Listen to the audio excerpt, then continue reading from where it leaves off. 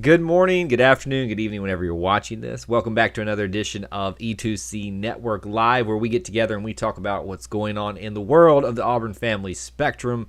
Always heavy on the sports here, but if it's orange and blue, it's what we do.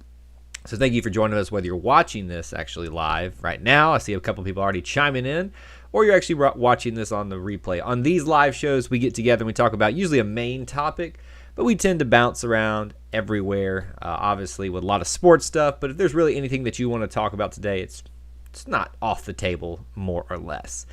So don't be shy. Chime in, even if you're watching the replay. Ask questions, drop comments, all that good stuff. As you come into the live stream, most of you know the drill. Post where you're watching from. Post your city, your state, international, all that good stuff. And with a War Eagle, just to let me know that you are here. So we'd love to hear from you as we get started today. Today's main topic is going to be Alan Flanigan deciding to come back to the Auburn men's basketball team and what that will imply for the rest of the roster, for Coach Bruce Pearl and the team going forward. We'll talk that through, maybe break it down a little bit and get through all that as we go throughout the live stream today. Before we get too much further into it, let me share with you a couple of things that we always want to. We have a couple of things that you can do to help support what we're doing here on this channel. There are a couple of ways that you can do that in the description, but also pinned in the live chat. There's the E2C Network Booster Club. There is the PayPal. There's TeePublic. And you can just listen to the podcast. That's the easiest, the free way to do. You can support. All those links are available there, but some are in the live chat window. So please come check those out if you can help pay the bills on what we do here on this channel, but more specifically our podcast network. As you come in, please do make sure you smash that like button. A couple of people have already done that. It does help the stream out. It helps us learn, kind of who's. It helps other people learn if we're live or not. A. Robinson, good to see you, man. Thanks for being here. And then Larry has a great point that we should obviously bring up. And I know, listen, our stick here is that we are all about everything Auburn, and we try our best to talk about it. But I know that it's not everybody's cup of tea to talk about some of the smaller athletic programs. But we would be remiss if we did not discuss, or at least talk and applaud, the Auburn women's golf team that won their 10th. Most people probably weren't aware of that. SEC championship, this time under Coach Melissa Llewellyn. And it's been a while since they won. I think 2012 was the last time they won one. We actually posted a graphic on our social media accounts that kind of broke down, the years that they had won one, so you could kind of see how spread out it is, and then recency and all that kind of stuff. So, great point to bring up, Larry, that the women's golf team deserves a little bit of recognition. They got to roll Toomer's Corner. Here's the sad part about it. I was I was on the fence of whether I was going to stay Sunday 8-day weekend just because of scheduling things that I had. And I'm very upset that I didn't now, because not only would I've gotten to celebrate with them and be there at Toomer's Corner, Coach Harsin was there, new women's basketball coach, Coach Johnny Harris was there. Johnny Harris, excuse me. Keep saying Joni. It just seemed like everybody was there, so I would have loved to have been there to celebrate with the Auburn family, but also the Auburn women's golf team. I keep saying soccer team. Also, soccer just missed the NCAA tournament, which was kind of a little bit of a sour note on the day. There's actually a lot of small stories that we can bounce around between if y'all want to hit on those, but I know the main topic that everybody wants to talk about, and it's just breaking news this morning, is that Alan Flanigan has decided that he will return to Auburn men's basketball. Now, let me go ahead and head some of this off at the front. I know a lot of you who like to be snarky and say, oh, was he really going to go? I mean, yeah, the dude had a legitimate shot to go. There were significant personalities and opinion makers that thought Alan Flanigan would have gone in the second round. It wasn't like a complete across-the-board done deal that was going to happen. But I do think that he had a significant shot at going in the second round with that amount of discussion that was behind him. People tend to forget that Alan Flanigan is the reason this Auburn basketball team was successful in the very beginning of the season. Now, when other players started to emerge, Justin Powell, Sharif Cooper, he kind of took a back seat a little bit to that, and he had a few struggles, and he was forced into playing a point guard role. But I think, if people forget, there was a point at the beginning of the season without Sharif Cooper that Allen Flanigan, JT Thor, and Justin Powell were all projected in the NBA draft this year. Justin Powell has moved on and obviously won't be going to the NBA draft. JT Thor is still up in the air whether he's going to do that. He still has the option to return. Sharif Cooper has moved on. And now Allen has decided that he is going to be part of the team moving forward. So I want to hear your thoughts, your opinions, your speculation, all that good stuff about what you think about this breaking news and what you think about this means for the roster going forward. Because I think there is a lot that is at play here for the Auburn men's basketball team. We talked a lot about roster breakdown in terms of how many spots are left. Now, most people, when we were having the discussion after Walker Kessler came in, that there would be, I think, 2 spots left. One, or maybe actually 1 spot left before Walker, 2 before Walker Kessler, 1 after him. So I don't think that most people were assuming that Allen Flanigan was going to make it in the NBA draft when they made those type of predictions. So I'm going to assume that he was part of those discussions when people were making that breakdown. Because if not, his return means that the roster is full. I believe there is still 1 spot left, and I believe that we need 1 extra guard. So there is that potential for someone to reclassify. There is a potential for someone to be brought in via transfer. But it does feel like there's at least 1 more spot left over. And that even may not be taken by a guard. Could be JT Thor being the one to take that one. Joe, what's going on, my man? Good to see you. I was hoping I'd see you at A-Day and get to meet you face-to-face. Sorry that didn't happen, but glad you're here. Joe is one of our Booster Club members. You can find that up in the very top of the chat, pinned up there if you want to take a look and see if that's worth your while. For most people, I think it is. Some inside information. They get to have opinions on things. They get shared bloopers sometimes, outtakes, all kinds of good stuff. We try to treat them extra special. Neil, what's going on? Glad you're stopping by if you can't stay long. Tell me real quick what you think about the Allen Flanigan decision to stay. Excited, not surprised, all that kind of stuff. Let me know what you think about that.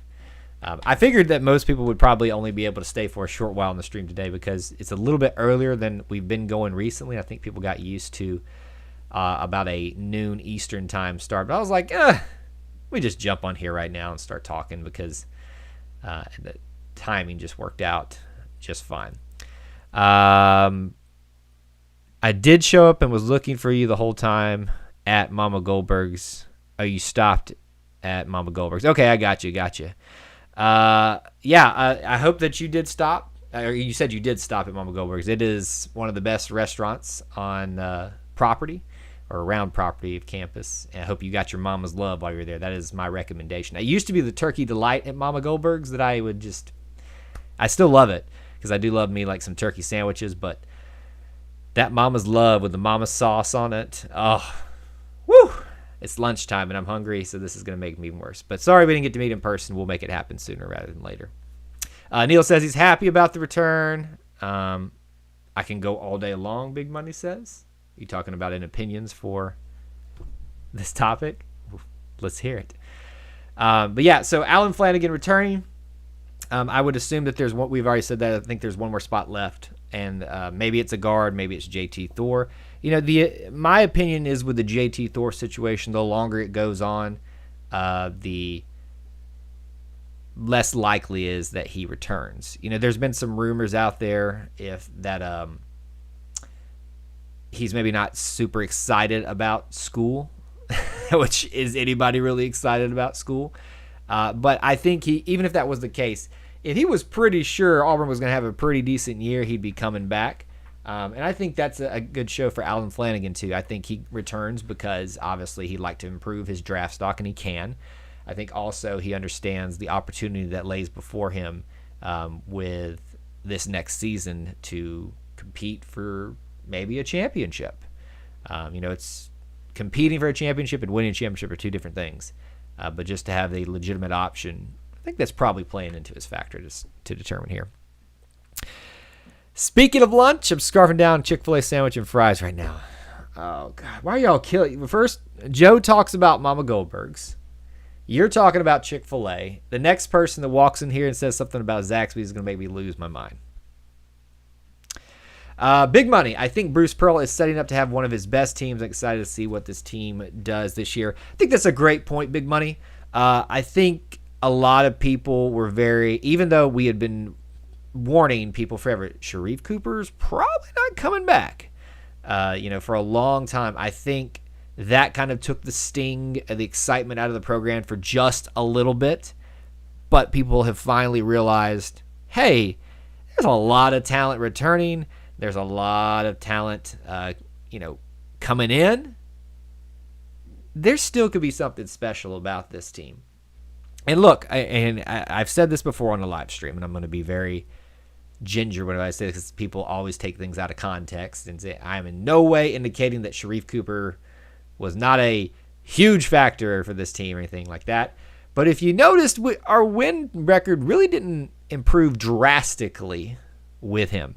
Our team performance in terms of our assist, how we move the ball around, improved drastically. But overall winning didn't improve all that much. Now, that was his first year with a team that was kind of, had some, I won't call them morale issues, but when you're not playing for anything, that can be a bit of a downer, especially when you kind of run into some hardship. But also when you're having injuries and things like that, your roster's in flux, that can play into it as well. So people were down about Sharif Cooper, and rightfully so. I think people forget about what's assembling on this team currently. Now, so if JT Thor decides to come back with the addition of Alan Flanigan coming back, that's tough for a lot of opponents. A lot of opponents are going to be in a bad way if they have to face all of those guys back together with the new ones coming in. And then obviously the big thing, and we've talked about it on a recent live stream, is Walker Kessler being here, which was a humongous surprise, which I think is really going to solidify our front court presence, our big man presence down there. It's really going to give us an edge that we were not hurting for large guys, for power forwards, for centers or anything like that, because we're actually one of our bigger rosters that we've had in recent history. But to have a guy of his talent down there is going to be something else there. So I guess my question on the Alan Flanigan topic would be, let's assume that Alan has a slightly better year than he did this year. Let's just assume. People tend to get better. Where do you think he falls in the NBA draft next year? Because this would be his junior year coming up, if I have that correct. Yes. I think I've got all that lined up correctly in my head. So it's not like he would graduate, but he usually, if someone's already deciding whether they're going to leave early or not, there probably means the next year, if they decide to come back, they're going to go. So let's just assume he has a slightly better year. Where do you think he falls in the NBA draft? Remember, there are 2 rounds. Was it 30 teams overall? So you've got a total of roughly 60 picks for him to be picked up in. Right now, he was projected by some, not all, of the experts in the late, probably the very late second round, which probably is one of the big things that fueled his decision.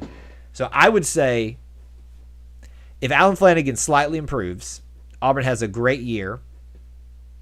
It obviously depends on what kind of guards are coming out of the draft with him next year, because I think people forget that has to play into it as well. I think Alan Flanigan potentially could squeak his way into the very top half of the second round. If he has an outstanding year, I'm talking outstanding, maybe he's a first rounder. I don't think he's at that point just yet. Just me speculating. But it could be. Depends on the type of year he has. But I'm going to assume that he has a slightly better year, and that if his draft stock is not where he wanted it to be already, that he's going to probably be shooting for somewhere in the very early second round, which I think is a very plausible thing for him. So what does this mean for the roster going forward? We've already broke this a little bit. JT Thor is obviously the big question now left, or will Auburn bring in another guard, which I think most people agree that we need. But I think it's set up for a lot of success going forward. I guess if anybody out there has any opinions on what they're expecting out of Alan Flanigan, the big thing for me is I just don't want us to force him into the point guard role again, because we saw what happened when that took place this year.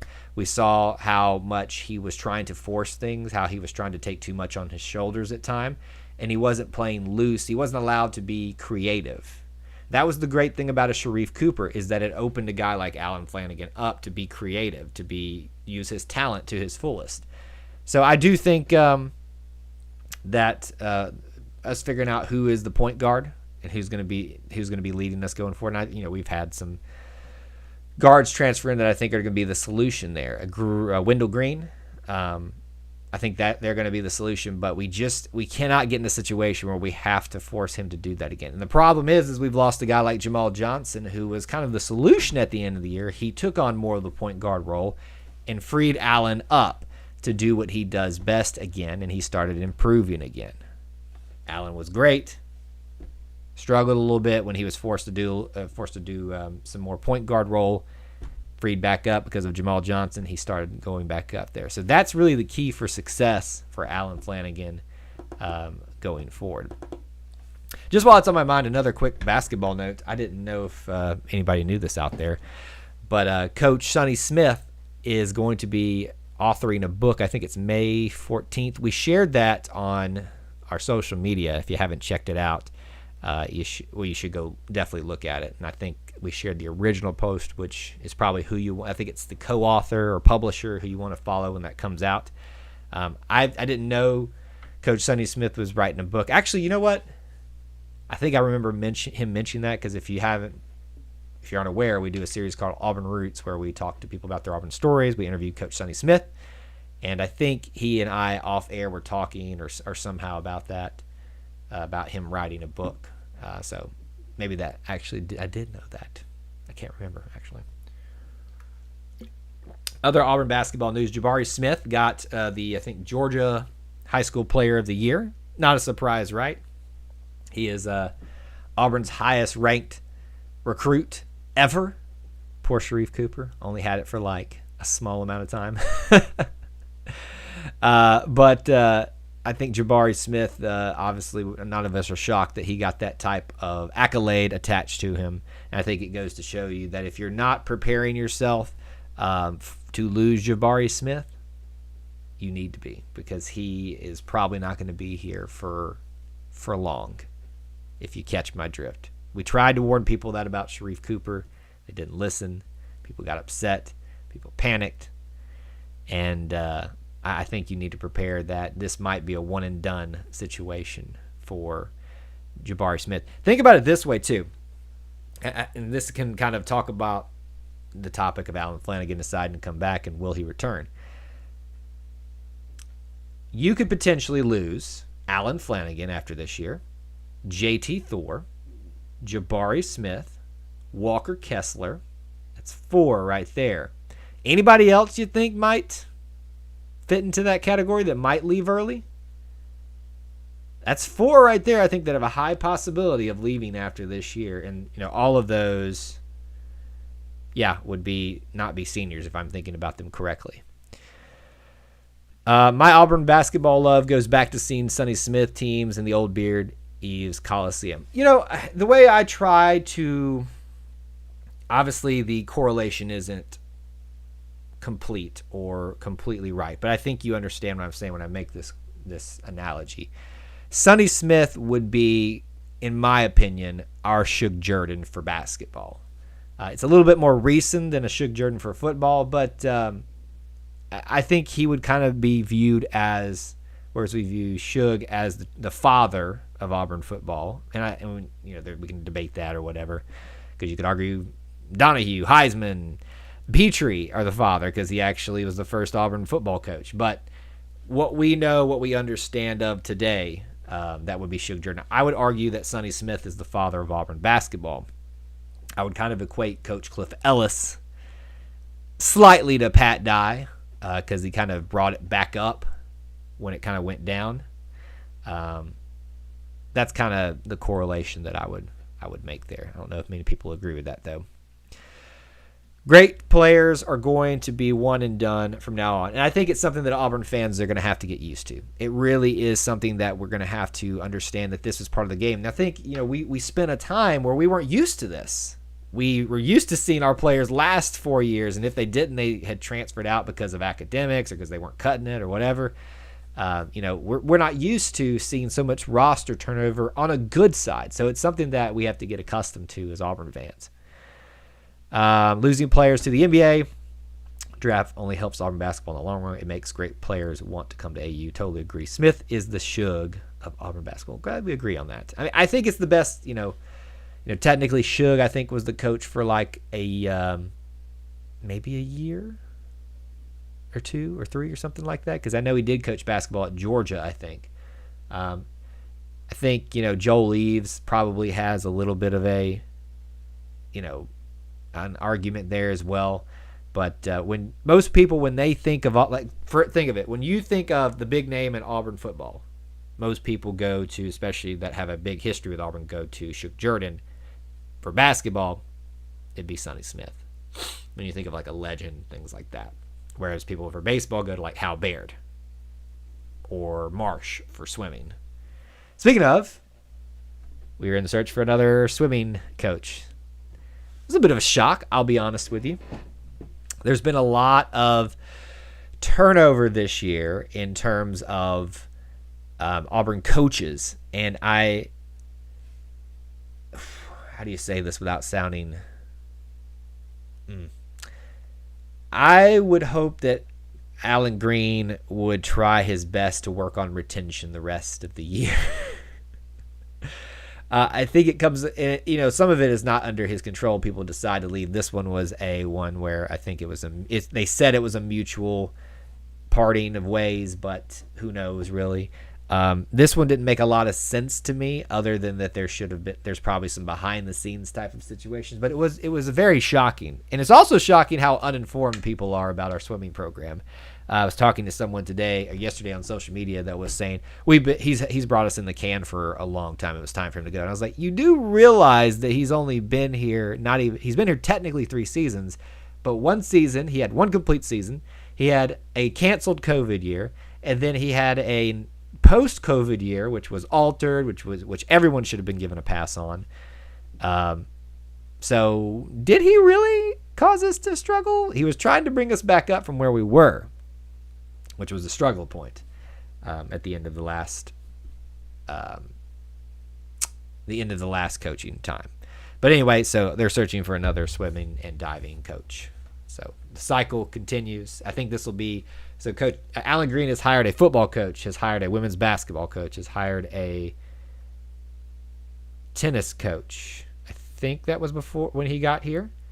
Volleyball coach, and will be hiring a new swimming and diving coach.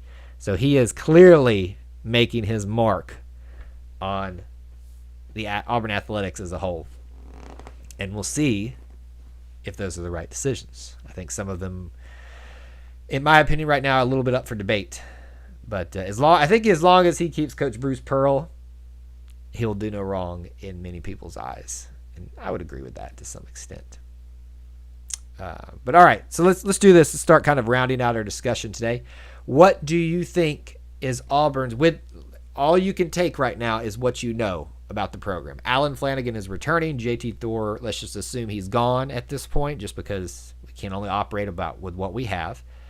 With everything we have coming in, the Walker Kessler edition, what's your prediction after this Alan Flanigan hire for this team? You don't have to give me like a full record, but like, is it second in the SEC? Winning the SEC regular season outright? Winning the tournament? What kind of run in the NCAA tournament does this make you feel about, if any? What do you think? Big Money, not mincing any words, says Final Four. If Bruce Pearl makes a Final Four run in what would be consecutive eligible years, because he had the one actually during COVID taken away from him, and then obviously wasn't eligible this year. If he makes what would be technically consecutive Final Four runs, Bruce Pearl will be the father of Auburn basketball. With the addition of Alan Flanigan officially now, I would say that we're probably looking in the top 4 of the SEC solidly. I think I'd like to see how the team meshes before I go further than that. I think they will probably be on the second to last day, if not the final day of the SEC tournament. Got to see how the other teams look too, because there's some strong teams out there. SEC is going to get a little bit better next year. And then I think they obviously a Sweet 16 at this point is probably pretty expected and would be a disappointment for any Auburn basketball program right now, the way Bruce Pearl is kind of running things. But feel free to share if you have any other opinions. All right, we're going to go ahead and start rounding out things today. It's going to be a little bit of a shorter show, but obviously don't be shy. Oops, that's the wrong one. Don't be shy. Post comments, questions, rapid fire, anything, everything right now. We will leave on the table here. These are the ways you can help support what we do here. You can listen to the podcast. That's the easiest, the most free way. You can join the Booster Club for as little as $1 a month. That $1 helps us a ton. I promise you it does. I know it doesn't seem like it does, and it gets you a lot. So please come check that out if you have not. Links are in the description, but also some of those are in the top of the chat window. There's TeePublic, there's PayPal, all good ways to help support what we do here. Smash the like button if you enjoy this type of stuff, and hit the subscribe button and notification bell, because if you don't do that, sometimes it won't tell you when we're live or we post something. I'm going to be working on I'm calling it a vlog. It's not really a vlog. I mean, I guess in some sense it is. But it's just some images, some video of my trip at A-Day. I might have that out today. I don't know. So you'll know when that goes live and available if you're subscribed and have that notification bell. We'll also probably have another fan chat at 8 o'clock tomorrow evening where I get on here with no agenda and you get push the storyline. So if nobody's here and wants to talk, then it'll be a short show. If not, like last time, I think we went for well over an hour, and talked about just everything, so that's what will be tomorrow. So it's a lot like this, except that I have no agenda, something that I want to push. Realistically, I agree with your assessment. I have to see how the team works together before a true prediction. And that's why this is just a way too early prediction type of scenario. I think it's fair to make those type of assumptions. Final Four might be a little bit of a step out, big money. Might be, but it's possible probably. Bo. He always likes to remind me that this is Bo. Can you not change Bo Butler on there so I forget to remember that? I believe that Green just want his own people in place. Potentially, yes. I think he does. And one of the things that I've always appreciated about Alan Green is he did not come in here guns a-blazing and wipe. I mean, the support staff, I think he kind of cleaned those out for the most part. But he didn't come in here guns a-blazing trying to get rid of everybody at the start. But I just, optics for the athletics department as a whole, I think it would be good to work on retention for the rest of the year, personally. But you're the athletic director. Makes sense that you'd want your guys. This is your department. How was the swim team? The swim team, so again, people can forgive me for having things a little off here. The swim team was pretty down at the end of the last coach. Gary Taylor was brought in from NC State, and honestly, personally, I thought he was on kind of an upward trend with them, which is why this is a little bit peculiar for me, for the departure, the mutual departing. But they weren't anything to write home about right now, but I think they were on an upward trend, which is why it's so confusing. If we go to the Final Four, you have to put a banner behind you that says Big Money Grip was right. Well, there's a spot right up there. I'm hoping this year to work on some rearranging and stuff like that to make, these posters behind me are a little old. That's like the 2017 team. That's like baseball. That's all like 2017 stuff. You can see like some of the softball players behind me haven't been here in years. I intended to have all of those change out like for the big three sports that happen each season or each, not so like it would be like football, volleyball, soccer, basketball, gymnastics, swimming, baseball, softball, equestrian, that type of thing, but it just hasn't happened. I believe that Wendell might be a breakout star in the SEC next year. Yeah, he has. I mean, if anybody has the opportunity to, potential, yes, but opportunity to, it's Wendell because the spot is wide open for him to take. Somebody needs to seize control of point guard. Since I know the pool or hanging in bodies of water is his thing. Yeah, so there's that as well. Yep, Preston, that's what we've been talking about. Alan Flynn has confirmed that he's staying. So we were just breaking down all that. We're about to say goodbye here, so unfortunately, you'll have to go back and watch some of our commentary and discussion on that. But again, a couple reminders. Lots of podcasts coming out this week. We're trying to get an Auburn Roots schedule for this Friday, a new person telling their Auburn story. You don't want to miss those. Those are really something special, and I think you should check those out.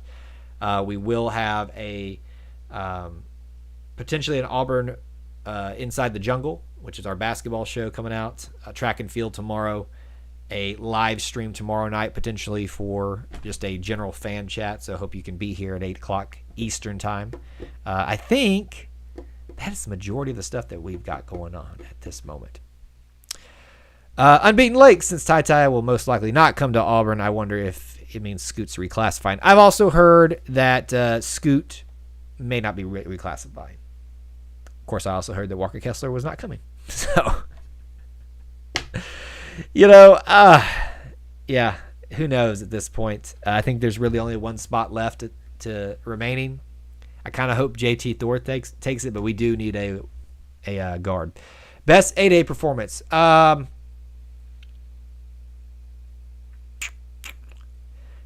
See, that's it's gonna make it sound bad, like I didn't think that they did well, but I didn't really find anybody that had a best performance.